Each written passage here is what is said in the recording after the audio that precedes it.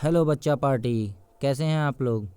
आज का जो BCM कॉलेज कॉर्नर पे आप लोग को जो टॉपिक पढ़ाया जाएगा वो है चैप्टर 13 NCERT का साउंड ऑफ क्लास 8। आज मैं आपको जो आपका जो सेकंड पार्ट्स बता था उसके बारे में आज आपको एक्सप्लेन इसमें करेंगे। देखिए, फर्स्ट पार्ट में हम लोग क्या क्या सीखे थे वो थोड़ा मैं रिकॉल कर देता हूँ। साउंड्स के बारे में हम लोग पढ़े थे, साउंड्स कैसे उत्पन्न होता है, क्या होता है, और डिफरेंट काइंड्स ऑफ साउंड, बहुत सारे जो फ्रीक्वेंसी होते हैं वो सारे चीज़ हम लोग आगे भी पढ़ेंगे। अब देखिए, आज के टॉपिक्स में हमारा क्या है, amplitude, time period and frequency of a vibration.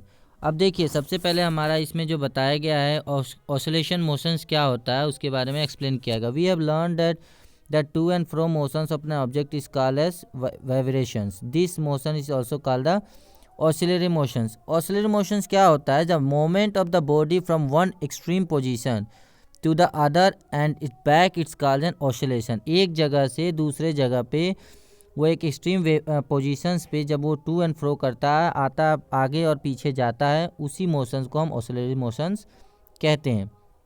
ठीक है, नेक्स्ट हमारा क्या है, you have already learned in the earlier classes about the oscillatory motion and the time period.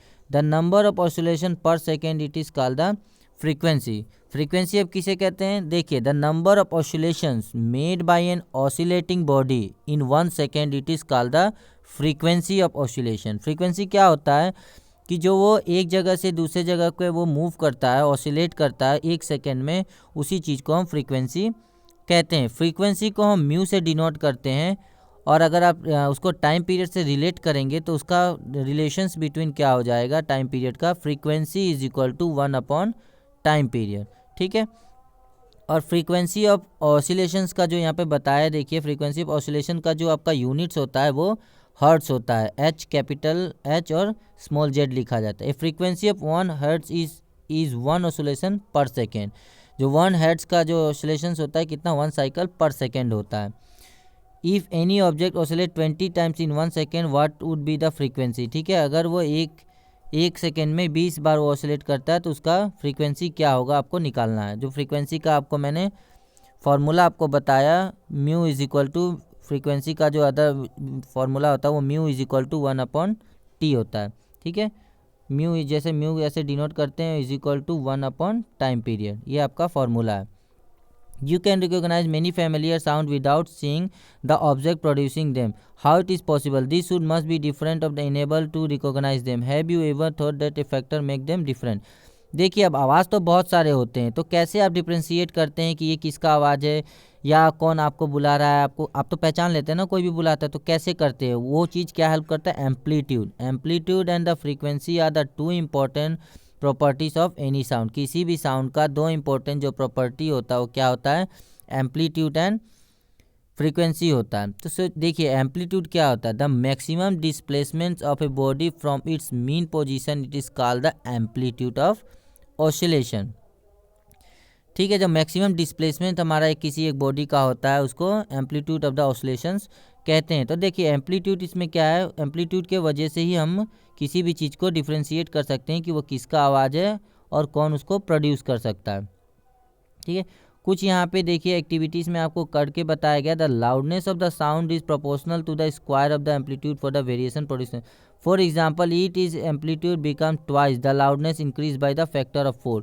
इसका रिलेशनशिप बताया, अगर एम्पलीट्यूड हमारा 2 गुना बढ़ जाता है तो हमारा लाउडनेस कितना इंक्रीज हो जाता है, उसके फैक्टर का 4 गुना हो जाता है। The loudness is express in a unit call decibel.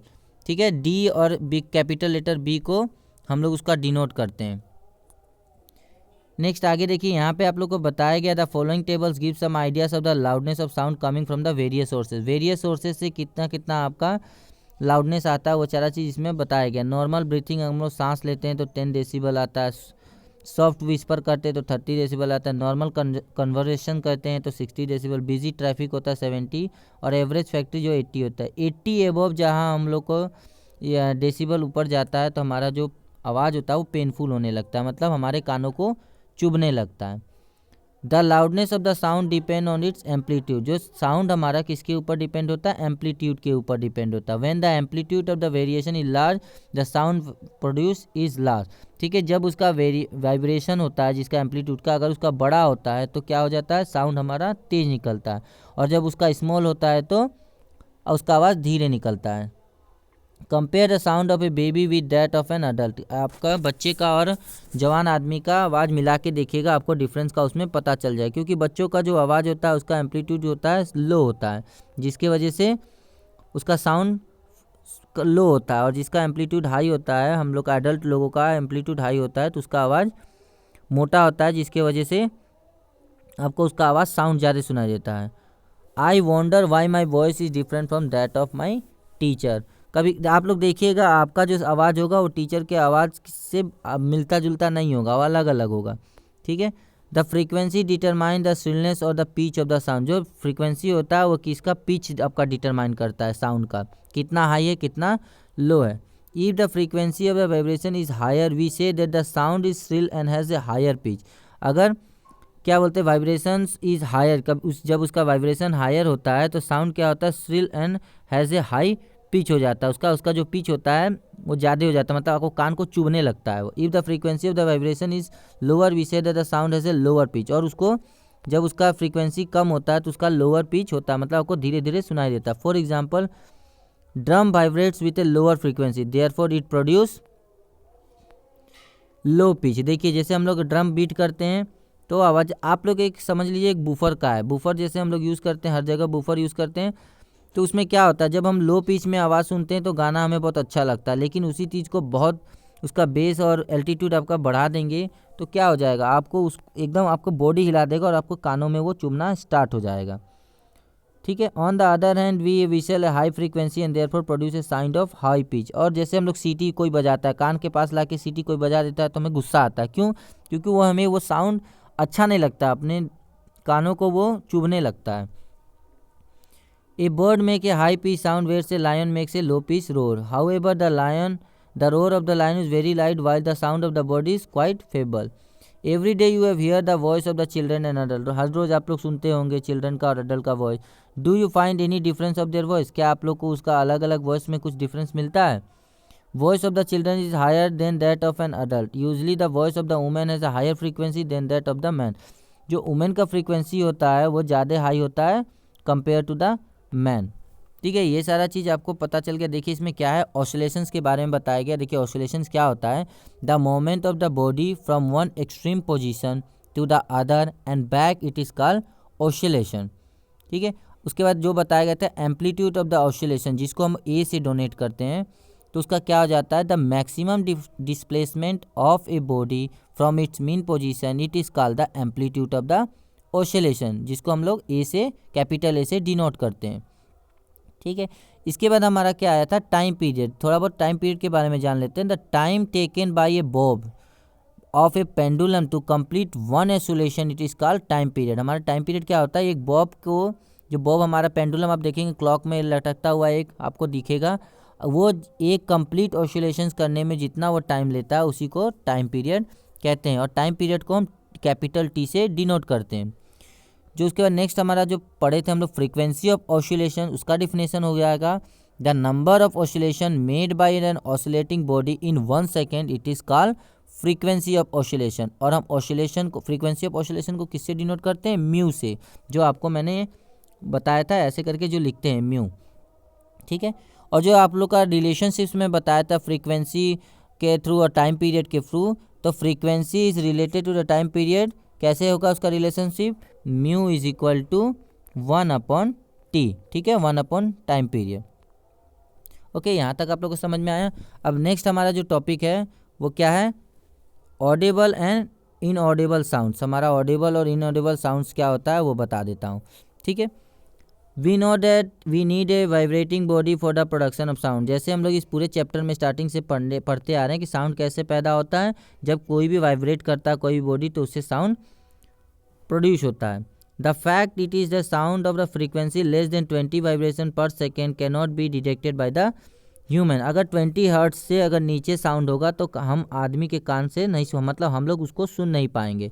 और सच वैसा ही साउंड को क्या बोलेंगे, इनऑडिबल। इनऑडिबल का मतलब जो साउंड आपको सुनाई ना दे उसको इनऑडिबल साउंड्स कहते हैं, ठीक है। और on the higher side sound of a frequency higher than to 20,000 vibrating per second, मतलब 20 के थाउजेंड्स हजार्स are also not audible to the human ear. और जब हाई पिच भी हो जाता है तो उसको भी हम लोग को सुनाई नहीं देता है, ठीक है। The human I the range of the Audible frequency is रफली फ्रॉम 20 to 20,000। जो फ्रीक्वेंसी हमारा क्या रेंज हो जाता है वो 20 से 20,000 तक हो जाता है, ठीक है। जब आप लोग को यहाँ पता चल गया कि इससे कितना हम लोग का साउंड से सुनाई देता है और कितना नहीं सुनाई देता है, वो चीज़ इसमें आपको बताया गया।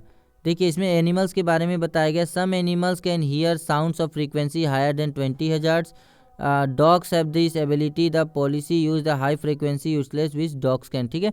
जो फ्रीक्वेंसी होता है उसमें जानवरों को वो ज़्यादा उनको हाई सुनाई देता है, इसीलिए आप देखते होंगे कि जब तक आप लोग को सुनाई नहीं देता है तो उतना वो आवाज़ कुत्तों को सुनाई दे देता है, उनको बहुत हाई फ्रीक्वेंसी में उनको सुनाई देता है। Ultrasound equipment familiar to us investigate the tracking में medical problems work at frequency higher than, उसका जो फ्रीक्वेंसी कितना पे काम करता है 20,000 हर्ट्ज पे उसका काम करता है, ठीक है।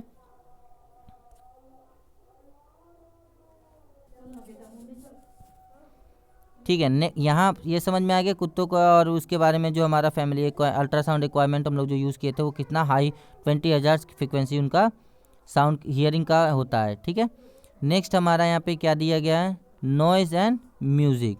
देखिए नॉइज़ और म्यूज़िक क्या होता है उसके बारे में डिफरेंट हम लोग बताएंगे।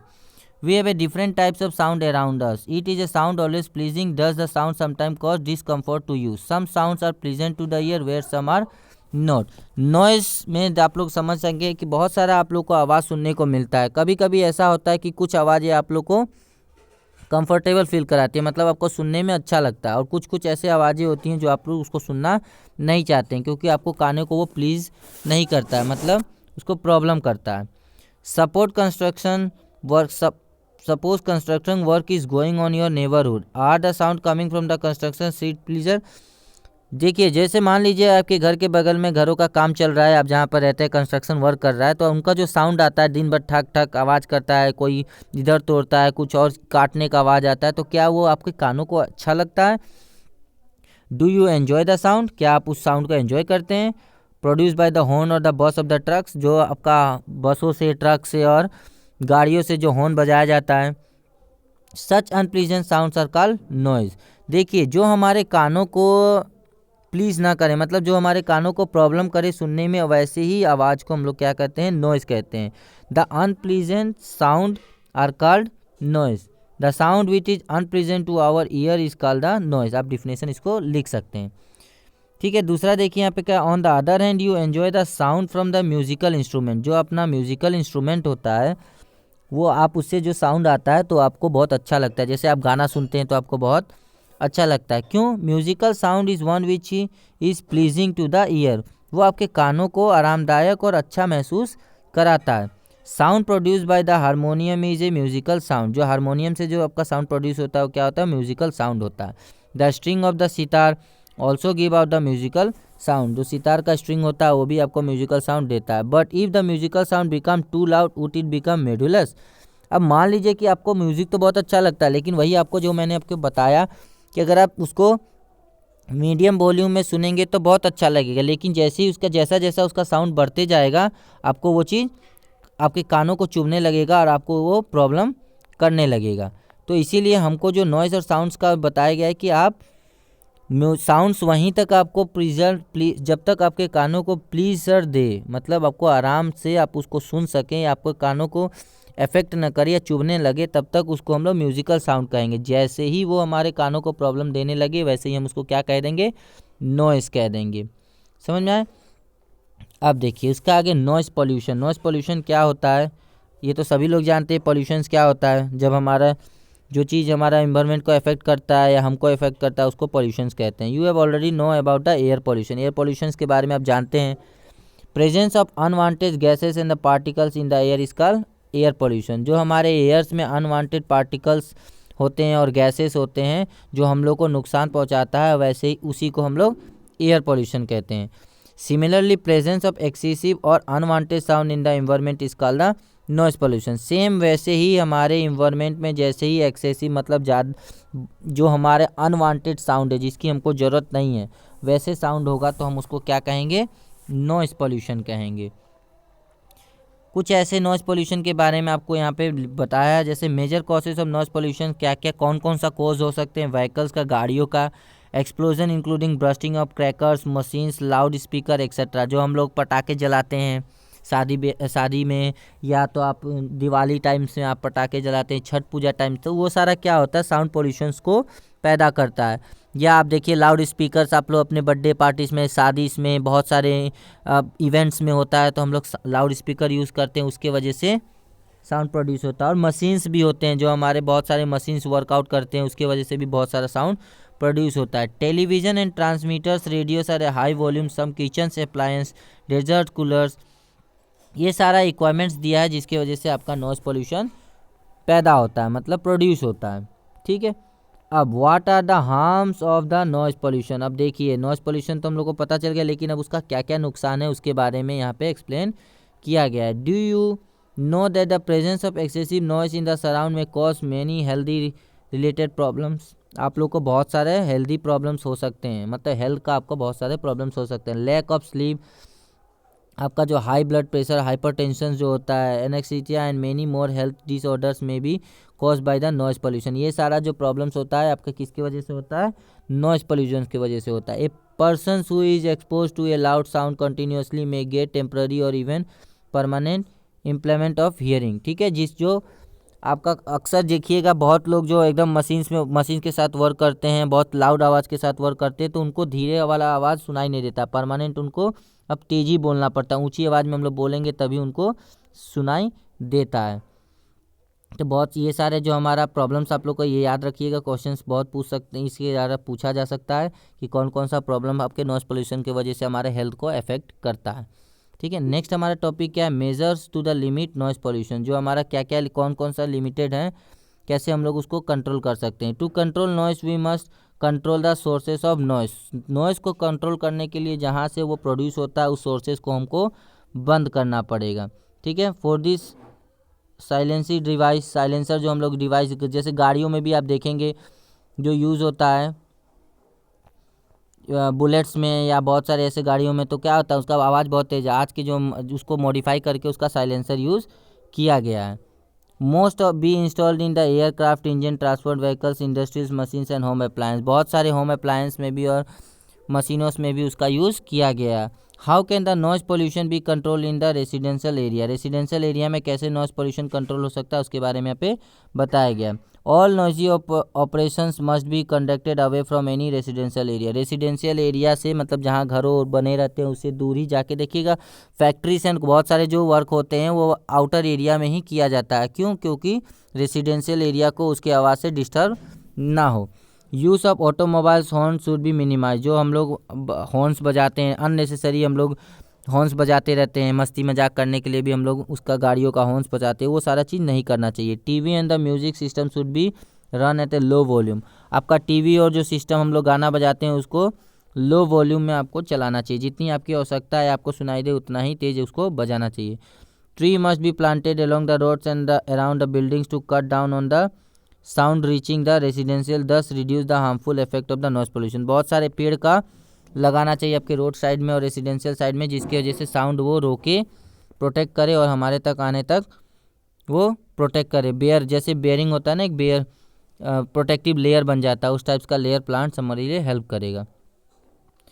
देखिए यहाँ पे कुछ बताया गया है। तो hearing impairment, total hearing impairment which is a rare, it is usually for the birds itself. Partial disability is generally that results of the diseases, injuries or the age. Children with the impaired hearing need a special care. जो जैसे कि इसमें बताया गया जो बचपन से ही कम सुन पाते हैं या सुन ही नहीं पाते हैं या किसी कारण के वजह से वो सुन नहीं पाते हैं, तो इसका क्या हो जाता है, developed speeches developed as result in the hiring. A child with a hearing loose may have defect speeching loose also. जैसे कि देखिएगा आप अक्सर देखेंगे जो बचपन से अगर गूंगा होगा तो वो बहरा भी होगा और अगर बहरा होगा तो गूंगा भी होगा। ये रीज़न है इसके पीछे, क्योंकि अगर आप सुन सकते हैं और बोल नहीं पाएंगे तब भी आपका मेंटल प्रॉब्लम्स हो सकता है, और अगर आप बोल पाते हैं और सुन नहीं पाते हैं, फिर भी आपको इसके वजह से प्रॉब्लम होगा। तो हमें इसके लिए क्या करना चाहिए, इसको बहुत अच्छे से कि ऐसे बच्चों को, ऐसे जो चाइल्ड होते हैं उसको अच्छा ट्रीटमेंट देना चाहिए। Society can do must to improve the living environment for the hearing impair and help them to live normally. तो जो हमारा सोसाइटी है उसको इसमें हेल्प करना चाहिए कि उन बच्चों को अच्छे से अच्छे केयर दिया जाए और उनको कोई प्रॉब्लम्स ना हो। ठीक है, अब देखिए जो जो हम लोग ने पढ़ा है, थोड़ा हम लोग कीवर्ड्स में देख लेते हैं क्या क्या हम लोग ने अभी तक पढ़ा है। Sound is produce by vibrating an object, किसी भी चीज़ का ऑब्जेक्ट को वाइब्रेट होने से साउंड प्रोड्यूस होता है।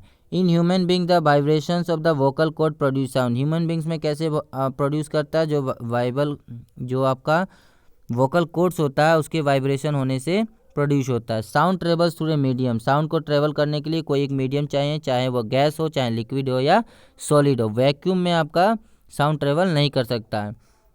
The ear drum sense the vibrations of the sound, जो हमारे कान में होता है जिसके प्रोसेस से हम लोग सुनाई देता है, तो वो कौन प्रोसेस करता है, ईयर ड्रम। हमारे कान में जो कान का पर्दा होता है वो आपका हेल्प करता है उसको सुनने में और सिग्नल भेजता है ब्रेन तक। The number of oscillation or variation per second, it is called the frequency of oscillations, जो आपको डिफिनेशन मैंने आपको बताया था। The frequency is express in, frequency को कैसे एक्सप्रेस करते हैं, हर्ट्स में, एच और कैपिटल एच और स्मॉल जेड से डिनोट करते हैं। Larger the amplitude of variation louder the sound, जितना लार्जर एम्पलीट्यूड होगा उतना ही तेज आपका आवाज़ रहेगा। Higher the frequency of the variation higher the pitch, जिसका फ्रीक्वेंसी हाई होगा उसका पिच भी हाई होगा।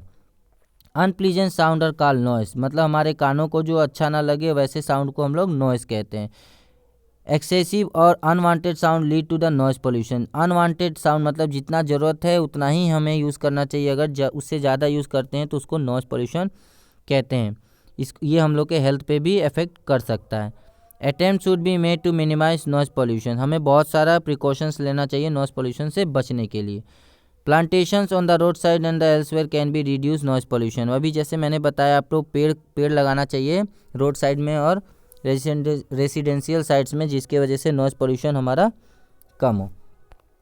उम्मीद है आपको ये पूरा चैप्टर्स जो टॉपिक्स मैंने आपको बताया है वो आपको समझ में आया होगा। अगर आप लोग ने पार्ट 1 नहीं देखा है तो लिंक डिस्क्रिप्शन में जाके देख लीजिएगा, और वीडियो को लाइक शेयर सब्सक्राइब जरूर कर लीजिएगा, और बेल आइकन आप प्रेस कर लीजिएगा, जो हमारा नेक्स्ट वीडियो अपलोड होगा उसका नोटिफिकेशन आपके मोबाइल पे सबसे फर्स्ट आपको शो करेगा।